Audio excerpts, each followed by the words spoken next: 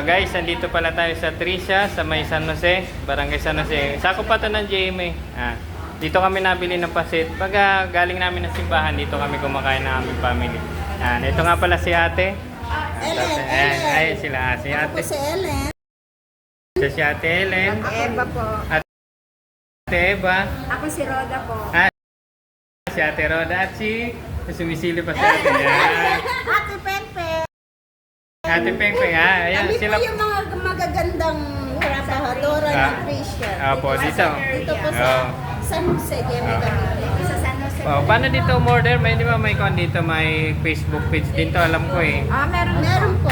Yun. I-search nyo lang yung Tricia's Pansiteria. Ayan, may alam ko may mobile number din dito. Meron po, meron yes. Yun. Ayan. Ito na po siya, nakalagay na po siya sa Ayun po tayo. Ayan.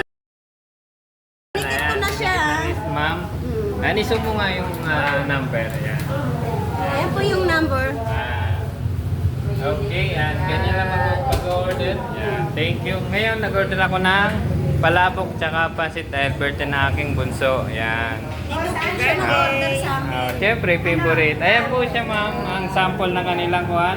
Nakalagay po siya sa mini kawali. Oh? Ayan, ayan. Ito po ang lugar niya. Sa may tapat lang siya ng simbahan. Ito po, meron po kami mga customer ngayon. Ayun. Guwapo, magaganda. Ayan, may customer sila, family. Ayan. Dito po sila kumakain palagi. Wala Maraming salamat Kuya Blanco. Salamat din. Mamaya, makikita niyo to.